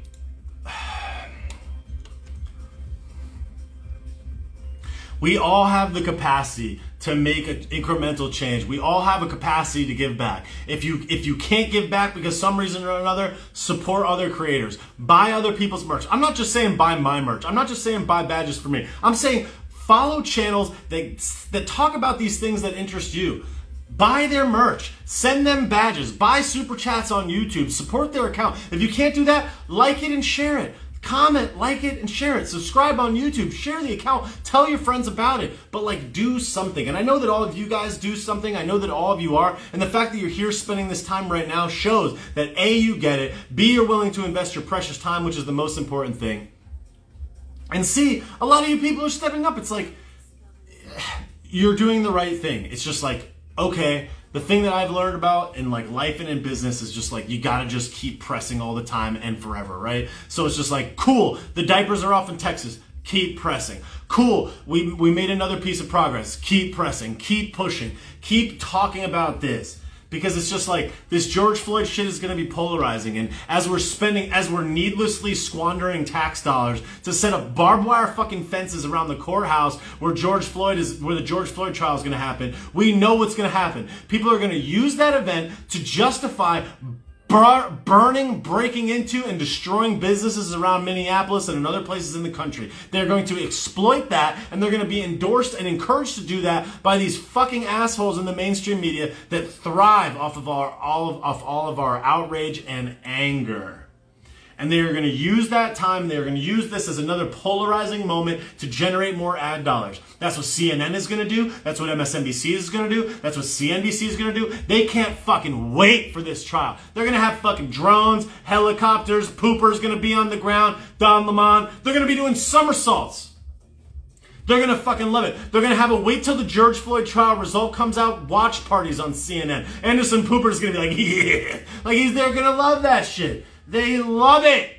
Because everyone's going to be glued to the TV like, let's watch as the fucking world burns to the ground. That's what's going to fucking happen. And this dude's going to get off because nobody pays attention, and they're going to start looting and burning and smashing and grabbing and destroying everything. And meanwhile, our fucking country goes with it. It's like we call ourselves an American. I never used to understand what it meant to be an American. Yo, thank you, Tessia. I'm sorry if I pronounced that wrong, for the Venmo. Thank you so much for the donation on Venmo. I appreciate that so much. That's what they're going to do, beanbags. That's what they're going to do. They're going to just use this as another excuse to divide us. And like, it's like, dude, so people always ask, like, what's the solution? What's the solution? I've said it one time. I'll say it a million times. Conversations, talking about it, turning the camera on yourself, supporting people that believe the same things that you do, turning off the mainstream TV, turning off the mainstream media, stop paying attention to celebrities, have conversations with people that are going to help you learn and get better, cut all the people that are going to cut you out or not be a friend because they don't see the world the same way as you, and try to get yourself better every day. Focus on your mindset, improve your life. Eat better, think better, take a walk further, take a hike, walk your dog, think about something positive. Believe in yourself, believe that you can do it, start your own business, make better relationships. Think of instead of thinking wide, many relationships, all surface level, think small amount of relationships, but deeper. Think narrow and deep, not wide. Think narrow and deep. Build and forge more important relationships, more strong relationships with people that really matter, and fuck the rest, fuck the noise. Focus on your mindset first. Your mindset is the dictate of all things. Your mind is where all things originate. That's where all problems come from. That's where all problems are resolved. Every single thing starts up here first, and every single thing is resolved up here last. That's the game. If you can just figure out how to be disciplined in your mind, and disciplined in your life, disciplined in your speech, disciplined in your actions, you will live a very fulfilling and very positive, very uplifting and very progressive, efficient life. Mindset is all of it. It's everything. It's the whole game. It's the game up and down, left and right. That's it. Discipline of mind. Discipline of mind is the reason that we're in this mess. Because people are not disciplined. They do not have the mental fortitude, the mental strength, the mental toughness. They do not have the discipline to run and operate their own life. They don't have the discipline to control their own thoughts. They don't have the discipline to take complete ownership and responsibility for the things that happen in their life. And that's why their life sucks. And they take that life that sucks and they spew it and they share it and they shut it down and they ruin everybody else's shit and they shit in your cereal and they cry at your party and they rain on your parade. And then they complain and cry and scream and yell and complain to daddy government. Save me. Pay me, rescue me. Only you can save me. Only you can change my life. Only you can do it, because I don't have the fucking balls. I don't have the brain cells to discipline myself, to control my life, to take complete ownership of my output, to take complete ownership of my inputs, to take a complete analysis and audit of my entire life and own it, up or down, left or right, eat the failures, eat the success, celebrate the wins and celebrate the losses, and know that every single failure that comes down the pike, that you have to fucking use that as a lesson. Every failure is a lesson. Every piece of pressure, every depressing moment, every bad day, every bad relationship, everything that goes wrong, everything that claps you in the face and destroys your shit and ruins your fucking life and makes everything suck is a lesson. It's a game. It's a lesson that's there to help you. What if I told you this? What if I told you that every single thing that ever happened to you needed to be that way? What if I told you that every single thing that's happening to this country needed to be that way? It had to be that way because it's so divine, it's so perfect, it's so right, it's so excellent in so many ways, it's so divine that it had to be this way. In order for you to learn for it to be not that way, you had to get slapped in the face with it. In order for you to have a successful business, you had to fail 100,000 times. You had to throw 100 things at the wall. In order for you to have a successful friendship, you had to have 10 that failed. In order for you to have a successful relationship, you had to have 10 that failed. You had to have these failures. You had to have this adversity. You had to have these bad things happen in order for you to win. The prerequisite for success is failure, and failing fast and failing often and failing forward. That is the key. It's all up here. It's all up here. Every single thing, the whole game, up, down, left, and right, is a mental game first and a mental game last. You are in control of all things. You can't control the way that the fucking weather blows today, but you can control what you do with it and what you do inside of it. Take ownership and stop being a fucking bitch.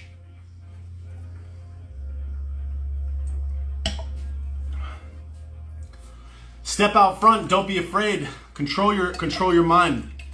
Understand that all of the struggles are part of it. The struggles are the prerequisite to moving forward. It's the prerequisite to success. You have the capacity to do it. It's all there for you. Life happens for us, not to us. Life happens for us, not to us. Tony Robbins, remember that.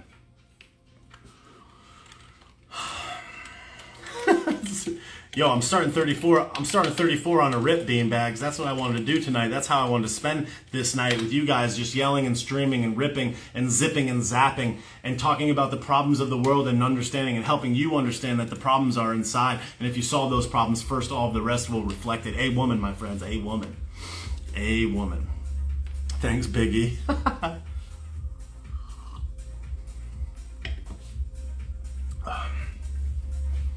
Okay. So now we know that our mental game, we know that our mental fortitude, we know that our mental toughness is the dictate that will solve all these problems. So the real question is not what are you going to do about the political sphere? What are you going to do about the politicians? What are you going to do about all this trash? It's not about that. What it's about first is what are you going to do about you? What are you going to do about you? Are you operating at a high level? Are you operating with a full tank? Are you gunning at high octane? Are you brimming with energy? Are you brimming with confidence? Are you brimming with understanding? Are you brimming with the capacity to learn, the willingness to learn, the willingness, the drive, the ambition, and the fucking courage to succeed at a high level? Do you have it in you? Do you want it bad enough? Will you do it? Will you do something about it? Will you look back on this moment like all other moments and say, good fucking thing I did that? Is that what you're going to say? Is that how you're going to say it? Because if it's not, you better get to work. Not tomorrow, not next week, fucking now, fucking tonight, fucking right the fuck now. It's like, how many times do we have to beat it into our heads? It's like, you don't need a mentor. You don't need a book. You don't need a lesson. You don't need a podcast. You don't need an Instagram post, a meme, an encouraging poem. You don't need a friend. You don't need a cousin. You don't need a parent to say all of this shit. You don't need any of that. You know what you need? Mental toughness. You need discipline. Discipline in your life ripples through all other things. And I'm not saying that I'm the best, but I'm trying to get better. All right? I'm doing the best that I can to get better every day. That's what I'm trying to do. I'm trying to move 1% every day, small steps every day, incremental steps every single day. That's the game. I don't get fucked up. I don't get off my game. I try to stay hungry, stay forward, stay progressing. My high school football coach used to say, every day you get better at something or you get worse at it, you never stay the same. What did you get better at today? What did you get worse at today? Take an audit of that, pay attention to that, and it will answer and solve a whole lot of your problems. It's about mental toughness. It's about discipline. It's not about how much you lift in the gym. It's that you showed up in the gym. It's about that you went there, that you worked hard, that you know when you left, you put it all out there. You know that when you went on social, you said something productive. When you went to work, you worked really hard. You did it the best that you could. You went out there with the intention of being successful, of killing it, of being the highest version of yourself, of executing at a high level. We all have the capacity. We all just fucking think that somebody else is going to solve our problems. Newsflash, they're not going to, beanbags. I'm just saying.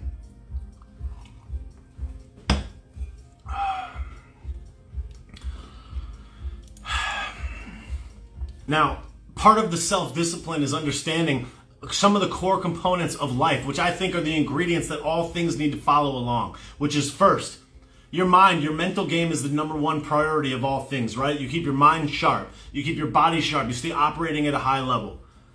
How do you protect yourself? What's the ultimate goal? What is the ultimate goal in life? What is it?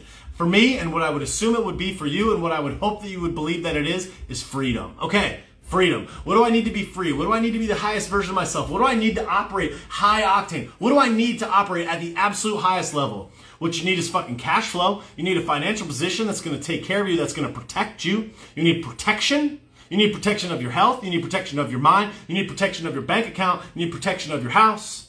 You need protection of your life. Protection. Protection guarantees that your freedom will continue and that you can pursue the highest and best version of yourself. The way to do that, make sure your fucking credit is right. Make sure you got cash in the bank. Make sure you got cash flow. Make sure you're working hard. Make sure you're getting better at a skill. Make sure you got a side hustle. Make sure you have a backup plan. Make sure you have a rainy day fund. Make sure that your fucking fortress is fortified, Bean Sprout. I'm just saying, make sure that that shit's on lock. All of them. simultaneously, all the way through, all the time, till you fucking die. That's it.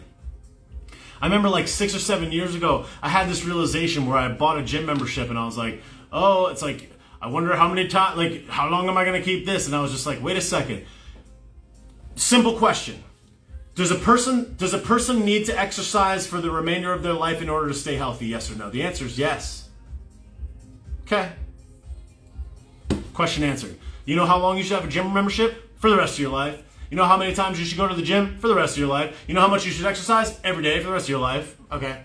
You know how many times you should focus on your mental toughness and being smart and controlled in your mind? Forever. Every day. Forever. You know how long you should focus on your financial position and make sure that you and your family are protected? Forever. Every day. Forever. Okay.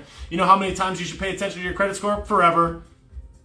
You know how many times you should focus on your ability to excel in life? Focus on your ambition, focus on your drive, focus on being courageous. Forever, every day, forever, till you die. Okay, just saying. It's pretty clear, pretty obvious. Okay, did you do that today?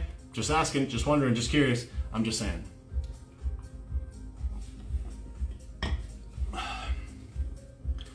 So it's like, did you make your bed? Did you make your bed today? I made my bed today. And when I go into my bed, it'll be made. I'll be like, sick. And when I wake up tomorrow, I'll make it. I don't know, small wins. Discipline.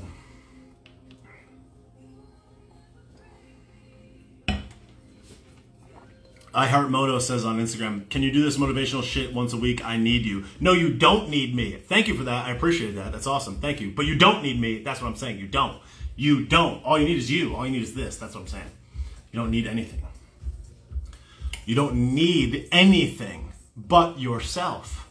You don't need shit but yourself. Thanks, Joanne. Joanne says on Facebook, you will make a great husband. That girl will be so lucky. Agreed. Thank you, Joanne. Somebody said on Instagram, I made macaroni. All right. Alrighty.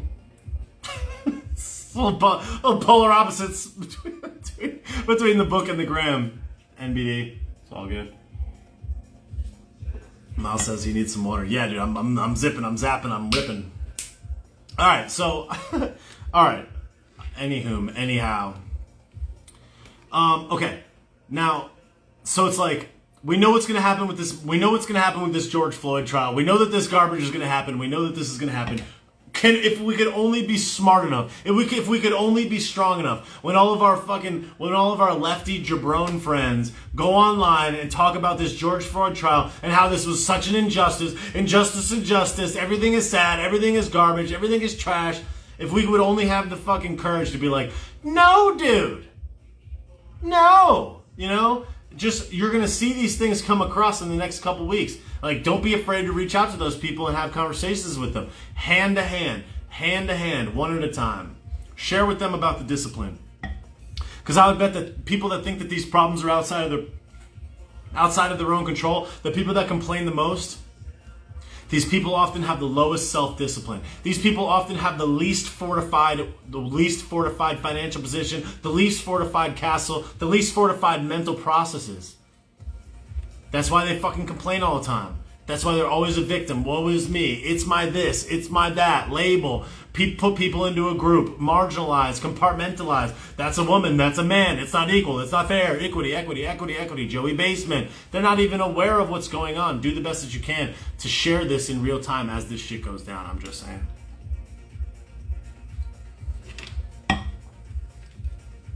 The Megan Hayward just said on Instagram, I got outside and did a small workout. I hated every second of it, so I know it was good.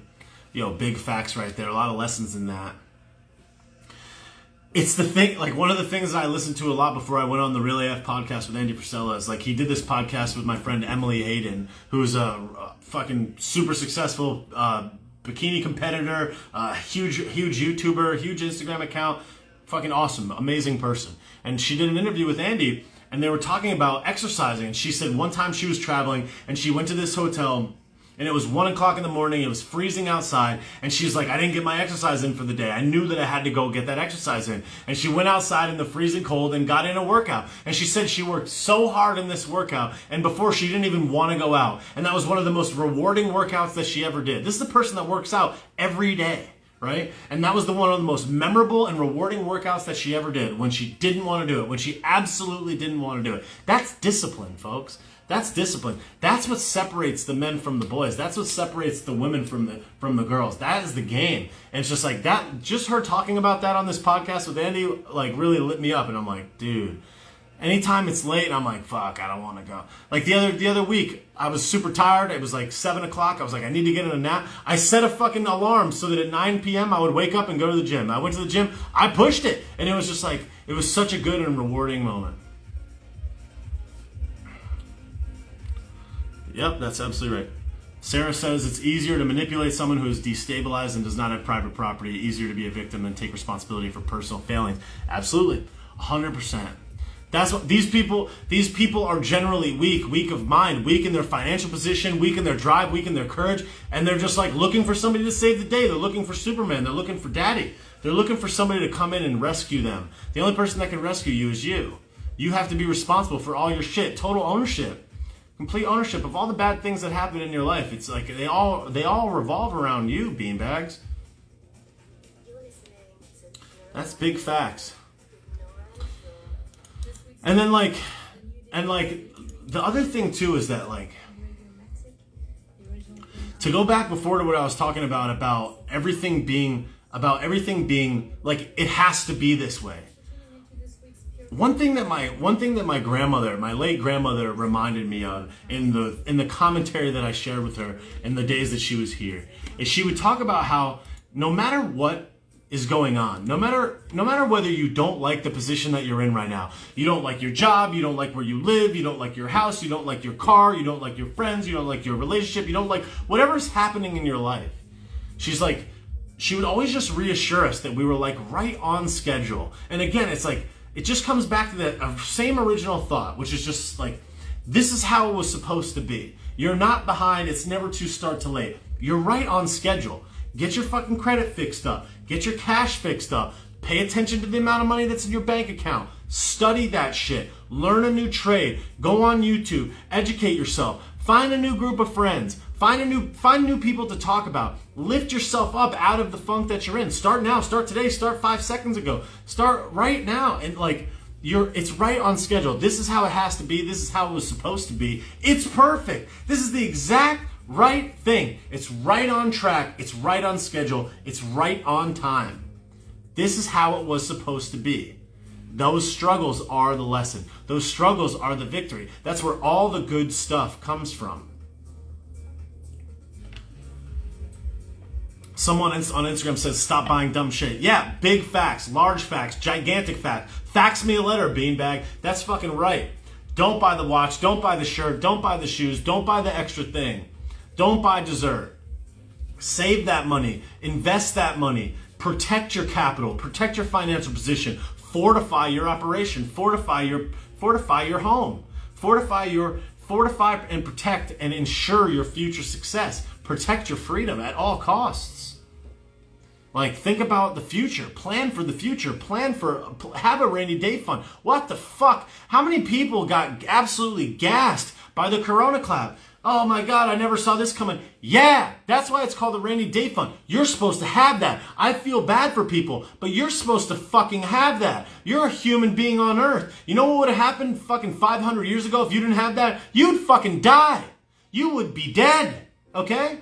All right, well, Big Daddy government's going to come in and save you this time. But are you going to fucking do it next time? You fucking chooch? No, you're going to fucking cry. UBI, Universal Basic Income. I need this. I need that. I'm afraid. I'm scared. Protect me. Big Daddy government, protect me.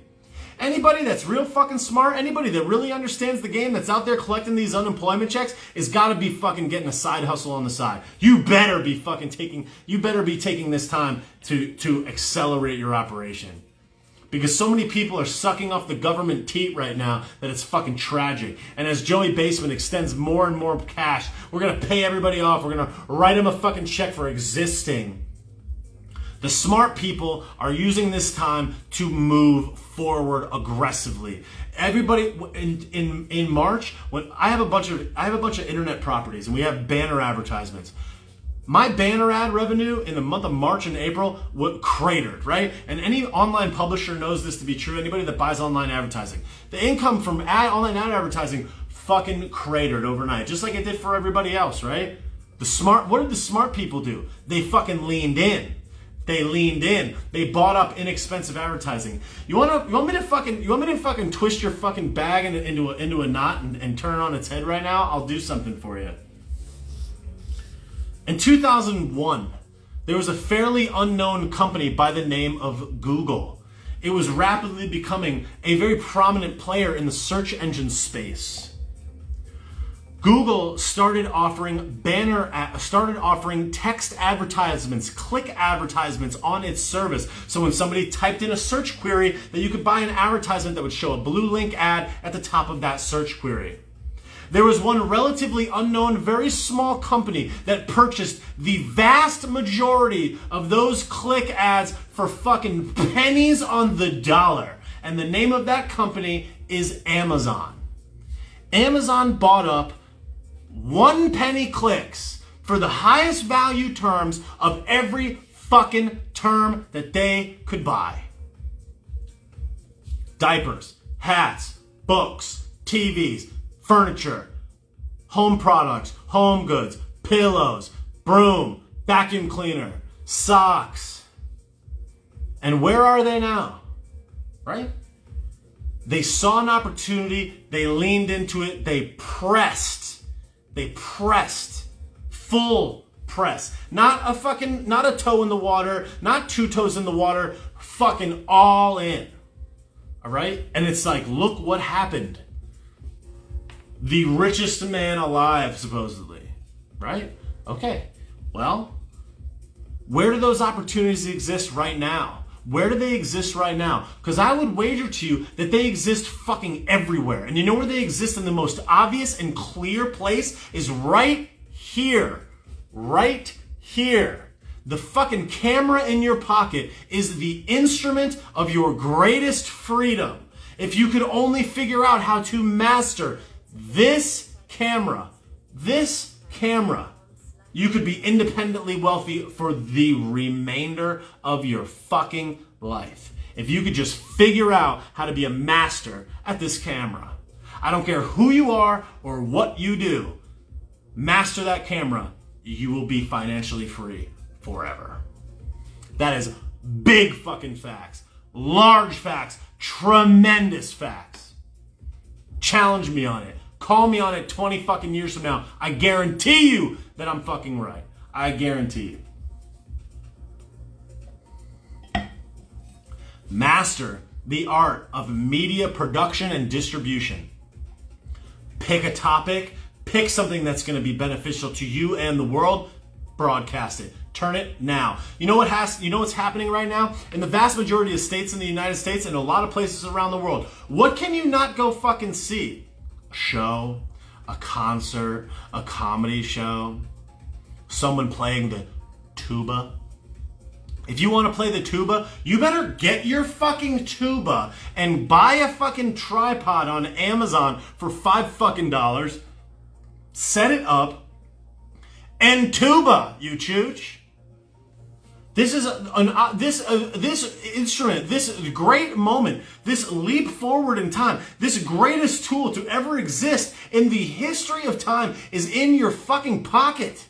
It's like, for fuck's sake. It's like right there. It's right in your fucking face right now. As you look into your phone or you look into your computer screen and you watch me, you're looking at a camera. There's a camera right above it. On every fucking computer and every single device that you are watching this stream at right the fuck now, there's a camera within 5 feet of you. Right?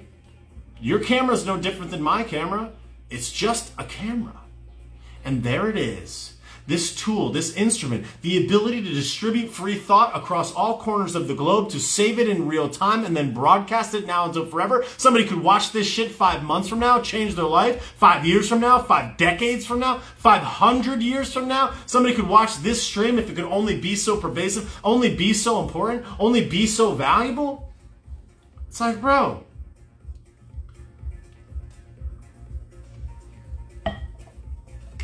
And people think like, well, who cares about the tuba? Who cares about the... Here's the fucking newsflash. I'm gonna grab a long feathered duster and just tickle the bottom piece of your beanbag real quick.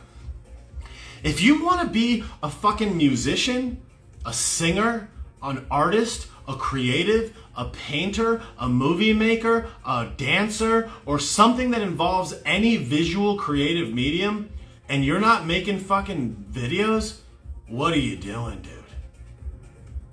What are you doing? What are you doing? I'll give you one better. Okay. Think about media. Think about all media. Think about distribution of thought. Think about media as it were out in the world. You have written text, you have images, you have audio, and then you have video. Text, images, audio, video. The most immersive, the most in totality, the most everything of all forms of media is video.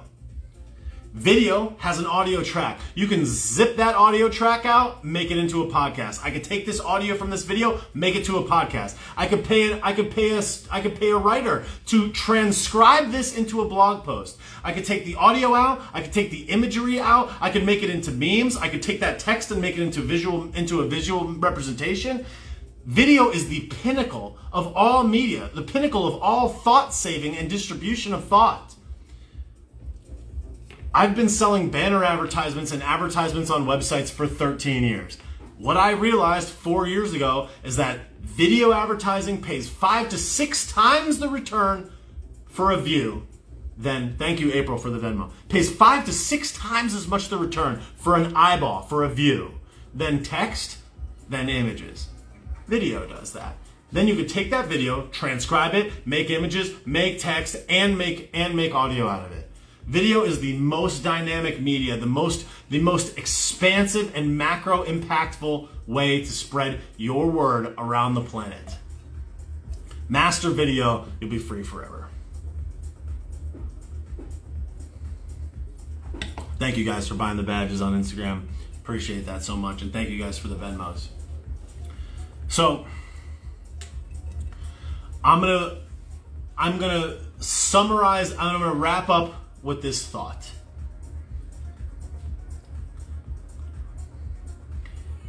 I don't know anything more than you know. I don't have some instrument, some ingredient more than anybody else, more than you. There's probably a whole lot of things that you're a whole lot better at than I am.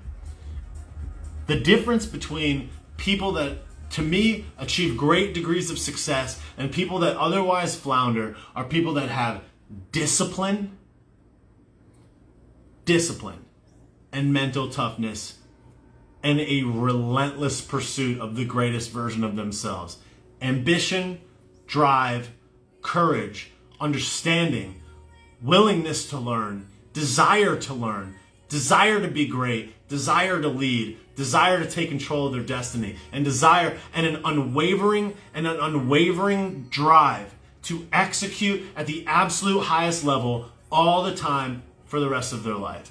Those people have great success. Those people make a great difference. Those people succeed beyond their wildest dreams. And that could be you, and that will be me, and that could be all of us if only we would have the discipline and the mental toughness to believe, execute, and move forward on that thought now, today, tonight, tomorrow, and until forever.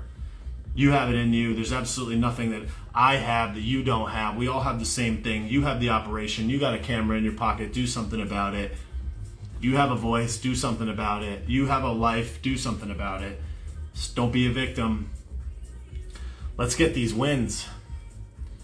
saying it's 2021. The world's a bag of garbage. The world's on lockdown. Everything is trash. The world is garbanzo beans. People are getting the juice. People are getting clapped. People are on TV complaining about minimum wage. People are on the street corner yelling about this and yelling about that and being a victim and Joey Basement and voting to take their freedoms away and watching their country erode right before their very eyes. And instead of paying attention to the one thing, the only thing that actually matters, they're paying attention to all the things that don't. Change your life by changing your mind first, and the rest will follow. Yo, that's all for me. Thank you guys so much for being here. I appreciate it so much. Thank you so kindly. Thank you for all the birthday wishes. I really appreciate that. I've read all of those. Thank you guys so much. To everybody on Facebook, thanks for watching. If everybody on Instagram, thanks for watching. If you follow me on Instagram, please follow me on Facebook. Facebook.com/Bobby Sausalito. YouTube.com/Bobby Sausalito. If you're on Facebook, please follow me on Instagram @takenaps. Join the Facebook group. Facebook.com/group/WeTakeNaps. And please feel free to go to BobbySauce.com and buy some merch to support the cause. I appreciate it so very much. The 20% coupon code is birthday. It's good for another 2 hours and 57 minutes. Thank you everybody that's placed orders in the store today. I appreciate it so much. Thank you so much for everybody that bought Venmos, or that sent in Venmos, and thank you to everybody that bought the badges. This is the most badges I ever sold in a live stream, so I want to thank you guys so much for that. I know it's fucking weird when I scroll through them, but I'm going to give a quick shout out to everybody on Instagram that bought the badges real quick. So a big thank you to Be the Light 123, Zimpity Zimp, Tina at the Beach 62, iHeartMoto, D Retcher, Ryan Big Ray Fozzie, Kathy Shalaby, Stephanie, Midland Audiology, ULA Fit for Life NY, C Goman 01, Cass Allen, Huey Media, Angeline Loves, Big E SRNA2B, Brandy Teresa, Anissa Campbell, Miss Jade, Laura Duville, JST Arnold, Up and Down 4, Milharp, Rabika, The Driven Heart Kim, Bobby C. Wolfie 619, R. John 1602, Spicy Street Convos, Rocksteady 093, What's Up Ladona, Mike G. Fitness, Up and Down 4, Milharp, The Driven Heart Kim, and then I think it's repeating itself now. So thank you guys so much for being here. I appreciate it so much. Thank you for all the love. I appreciate it. I hope I provided you some value tonight. I'm going to post this one up. Share it, like it, zip it, zap it, flip it upside down, flip it on its head, play some chess. Thanks for all the comments. Thanks for all the love. I appreciate you guys so much. Peace out, Facebook. Thanks for being here. Instagram. I appreciate it. This was a fun one. This was a good one. I hope this one goes long and far and wide. I did my best to bring the noise. So I appreciate you guys for being here. Thanks so much. Till next time.